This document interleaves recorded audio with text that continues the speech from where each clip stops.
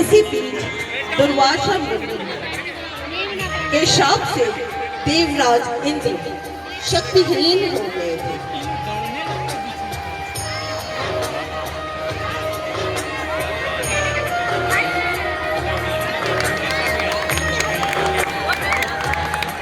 प्रणाम ऋषिवर। हे इंद्र, तुमने मेरी भेंट दी हुई माला को ऐरावत के ऊपर क्यों डाला? क्या तुमने यह सोचा कि यह माला महत्वहीन है? अब तुम्हें अभिमान को चूर चूर कर तुम्हारे देवताओं को शापित करता हूं। तुम लोग जल्द ही अपनी शक्ति और यश खो दोगे। इंद्र डरते डरते ब्रह्मा जी के पास पहुंचे।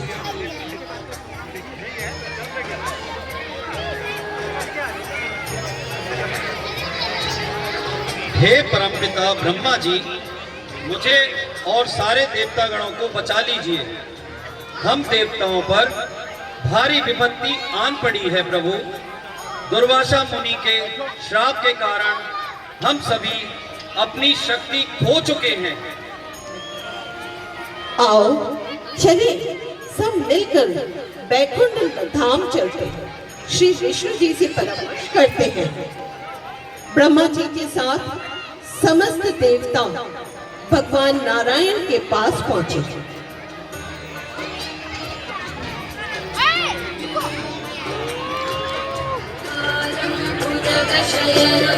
पद्मनाभं सुरेशं विश्वाधारं गगनसदृशं मेघवर्णं शुभांगं लक्ष्मीकान्तं कमलनयनं योगिभिर्ध्यानगम्यं वन्दे विष्णुं भवभयहरं सर्वलोकैकनाथम्। हे भगवान, उन्होंने भगवान विष्णु को अपनी समस्या सुनाई। हे भगवान, हम सभी देवता अत्यंत कष्ट में हैं। राक्षसों का बल और उनकी चतुराई हमारे लिए अत्यधिक कठिनाई पैदा कर रही है। कृपया हमारा मार्गदर्शन कीजिए प्रभु। इस समय आप लोगों के लिए संकट का बड़ा समय है। दैत्यों, राक्षसों एवं दानवों का अभ्युत्थान हो रहा है, किंतु संकट काल को मैत्रीपूर्ण भाव से व्यतीत कर देना चाहिए। तुम असुरों से मित्रता कर लो और क्षीर सागर को मत कर उसमें से अमृत निकाल कर पान कर लो। अमृत पीकर तुम अमर हो जाओगे और असुरों को मारने का सामर्थ्य आ जाएगा। मुझ पर विश्वास रखें। मंथन के दौरान विष का सामना भी करना पड़ेगा, परंतु चिंतित ना हो, मैं आप लोगों की सहायता अवश्य करूंगा। हे भगवान, हम आपके आशीर्वाद पाकर निश्चिंत हैं प्रभु। हमें आप पर विश्वास है। हे नारद, आप इंद्र के साथ जाकर असुरों के राजा बलि से मिले। जो आज्ञा प्रभु। नारायण नारायण नारायण नारायण। आइए मुनिवर।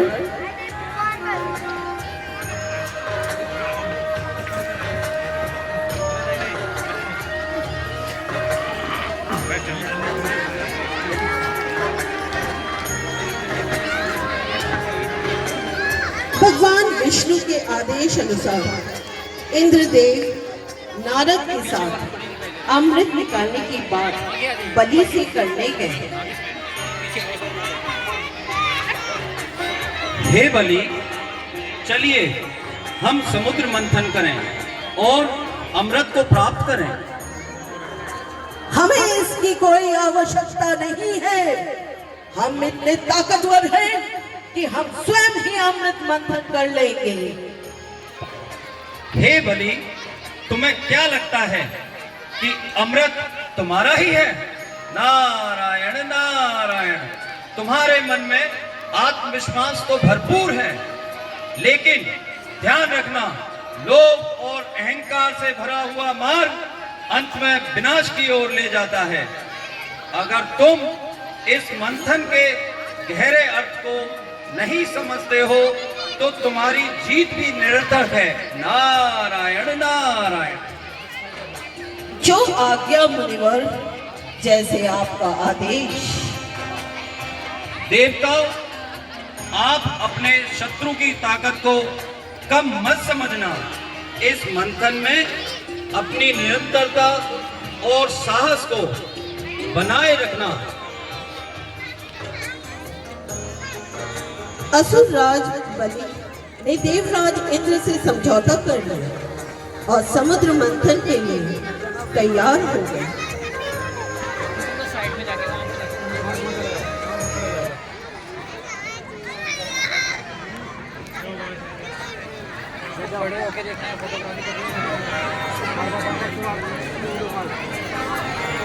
मंदराचल पर्वत को, मथनी तथा वासुकी नाग को नेति बनाया गया।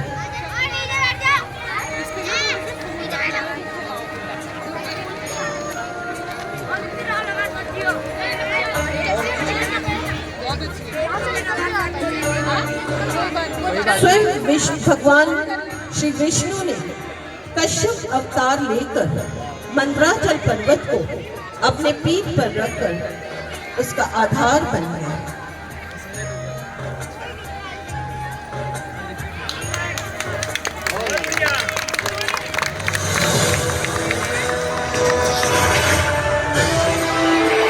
समुद्र मंथन आरंभ हुआ और भगवान कश्यप ने 1,00,000 योजन चौड़ी पीठ पर मंदराचल पर्वत घूमने लगे।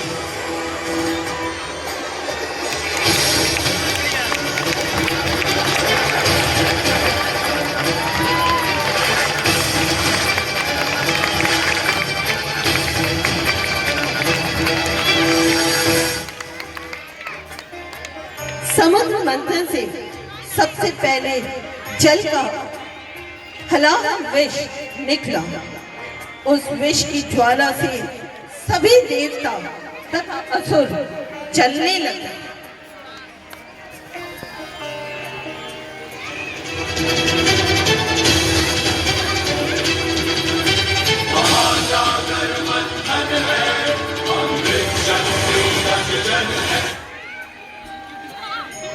हलाहल विष, यह क्या विष है?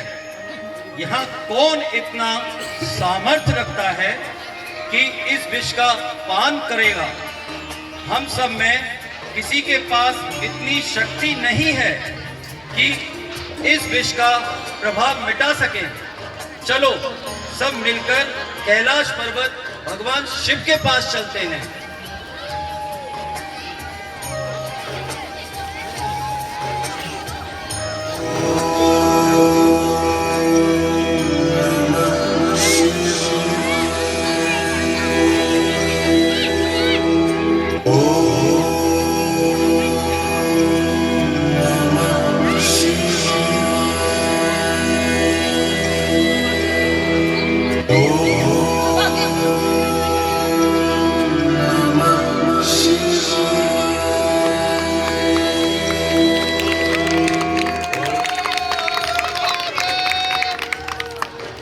हे भगवान, हम सभी देवता देवलोकवासी अत्यंत जटिल परिस्थिति में आ गए हैं।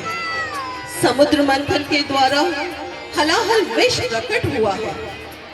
आपसे विनती है कि आप इस विष का पान करें, जिससे इसका प्रभाव देवताओं और संकट पर ना हो। प्रभु,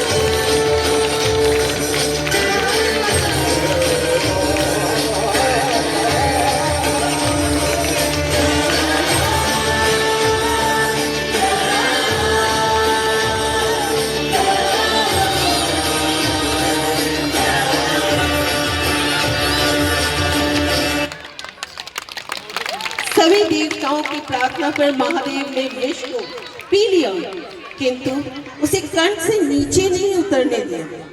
इस काल कोट विष के प्रभाव से शिव जी का कंठ नीला पड़ गया, इसलिए महादेव को नीलकंठ भी कहते हैं। हर हर महादेव, हर हर महादेव। मंथन फिर से शुरू हो गया।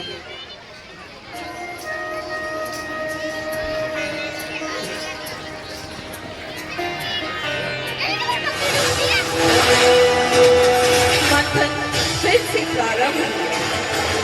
दूसरा रत्न काम भी घोड़ा, ऐरावत, कौशिक मणि, कल्प वृक्ष, ब्रह्मा और फिर मंथन से निकले श्री महालक्ष्मी।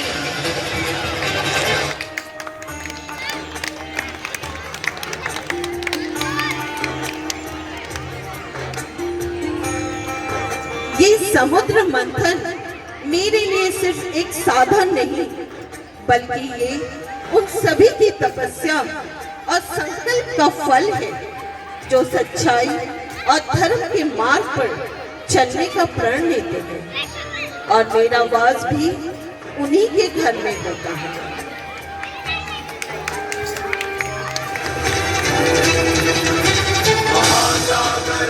फिर से मंथन प्रारंभ किया गया। उसके बाद वारुणी, चंद्रमा, परिजात पक्ष, शंख निकले और अंत में अमृत।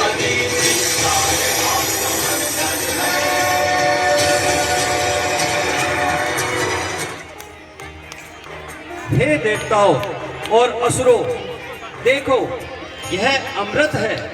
जो अमृत समुद्र मंथन से उत्पन्न हुआ है, यह अमृत न केवल जीवन का अमृत है, इसे पीने वाला अमर हो जाएगा। यह हमारे जीवन का उद्देश्य है, अमृत की प्राप्ति, जो हमें परम सत्य और दिव्यता की ओर मार्गदर्शित करेगा। हम अब सब अमृत को छीनने के लिए भागने लगे।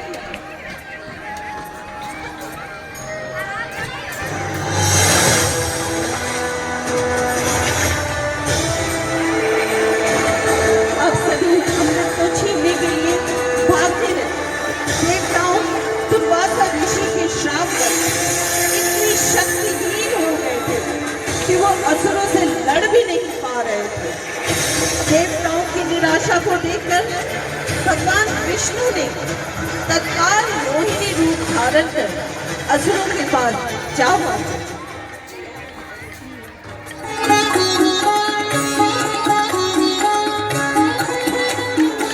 तालियां बजती रहनी चाहिए, छोटे छोटे बच्चों का प्रयास है।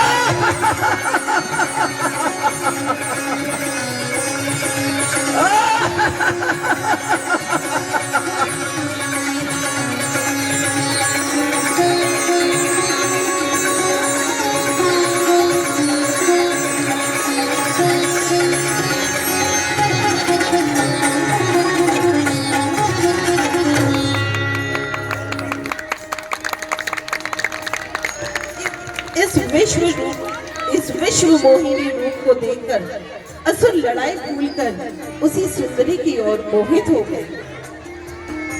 हे सुंदरी, तुम कौन हो? हमारी लड़ाई देखकर उसका निवारण करने यहाँ आई हो? आओ, अपने सुंदर कर कमलों से अमृत पान कराओ हमें। हे देवताओं और असुरों, आप दोनों ही महर्षि कश्यप के पुत्र होने के कारण भाई भाई हो, इसीलिए आप में लड़ाई ना करें, आप सब मिलकर अमृत पान करें। आइए अपना अपना स्थान ग्रहण करें।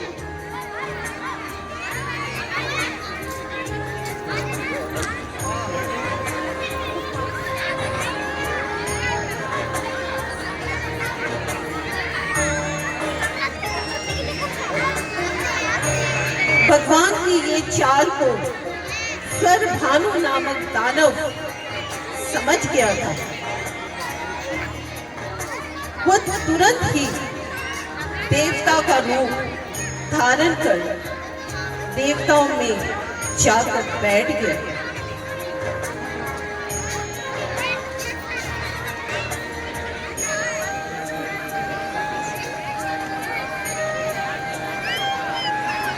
दैत्यों ने समझ लिया था कि उन्हें अमृत की जगह कुछ और ही दिया जाए, या हो सकता है नहीं भी दिया जाए।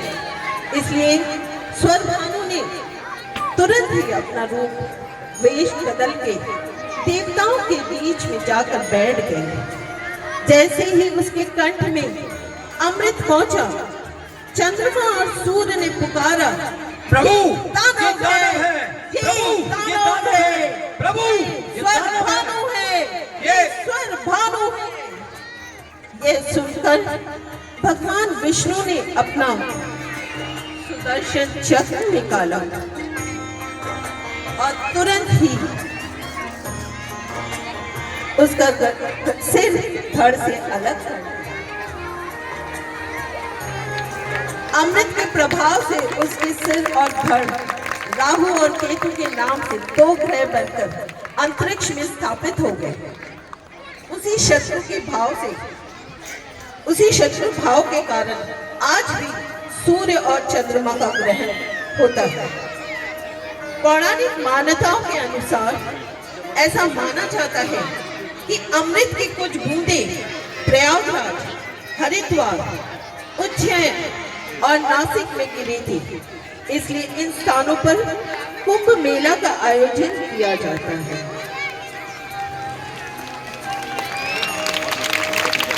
धन्यवाद। ये बच्चों की प्रस्तुति है, आप इनका उत्साहवर्धन करें तालियों के साथ।